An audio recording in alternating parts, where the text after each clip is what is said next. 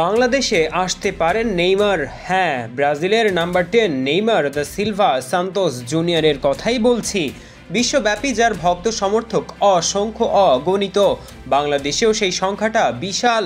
এবারে নেইমারের বাংলাদেশি ভক্তদের জন্যই এক আনন্দের সংবাদ বয়ে নিয়ে এসেছেন নেইমারের বাংলাদেশি বন্ধু রবিন মিয়া।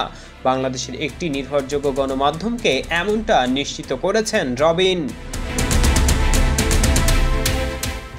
নেইমারের নামটা যতটা না প্রাপ্তির, তার চেয়ে বেশি যেন হতাশার। যা হতে পারতেন তা না হয়ে উঠতে পারার, যা সামর্থ্য ছিল তার শতভাগ না করে যেতে পারার, নিজের সম্ভাবনাকে না ছুঁতে পারার আক্ষেপ যেমনটা নেইমারের, তেমনি তার বিশ্বব্যাপী ভক্তদের।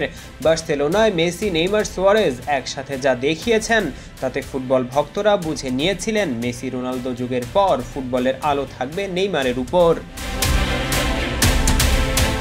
তবে প্রত্যাশার চাপ, কিছুটা ভুল সিদ্ধান্ত আর ইনজুরির থাবা সব মিলিয়ে নেইমারের নিয়ন বাতির ঔজ্জ্বল্য ধীরে ধীরে রং হারিয়ে ধূসর হয়েছে। প্রাপ্তির সম্ভাবনা ফিকে হয়েছে আর মলিন হয়েছে হৃদয়। তবে এত কিছুর পরেও আজও নেইমার যখন নেই ইউরোপে, তবুও সাম্বা তারকার জন্য কমতি নেই মানুষের ভালোবাসার। ড্রিবলিংয়ের ভেলকি আর ফুটবলীয় কারিকুরির দৃষ্টিনন্দন শিল্প শৈলীতে নেইমার আজও রাজ করেন ফুটবল প্রেমীদের হৃদয় রাজত্বে। আর তাই তাকে এক নজর দেখার ইচ্ছা বহু নেইমার ভক্তদের, আর তেমনটা সত্যি হতে যাচ্ছে। এ বিষয়ে মুখ খুলেছেন নেইমারের বন্ধু রবিন মিয়া। রবিন বলেন, নেইমারের বাংলাদেশে আসার ব্যাপারটি একটি প্রতিষ্ঠানের সঙ্গে মৌখিক ও লিখিতভাবে কথা হয়েছে। আশা করি আগামী বছরের অর্থাৎ 2025 সালের শুরুর দিকে তাকে বাংলাদেশে আনতে পারবো।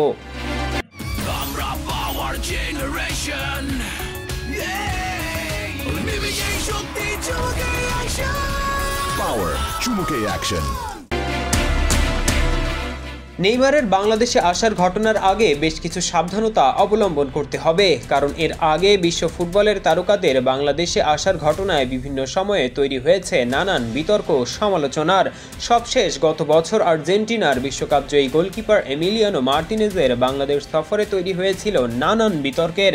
এর আগে এসেছিলেন ব্রাজিলিয়ান আর এক কিংবদন্তি রোনালদিনহো গাউচো।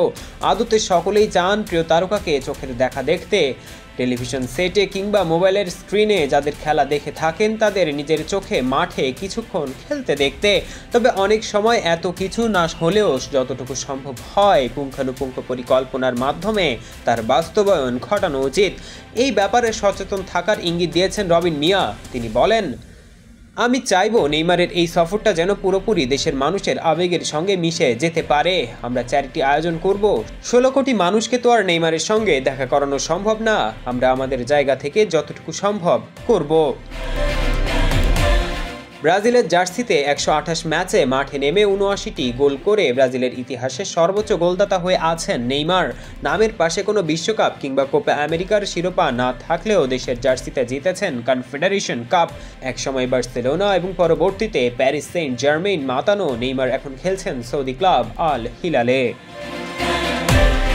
পারভেজ ইমাম, অন ফিল্ড।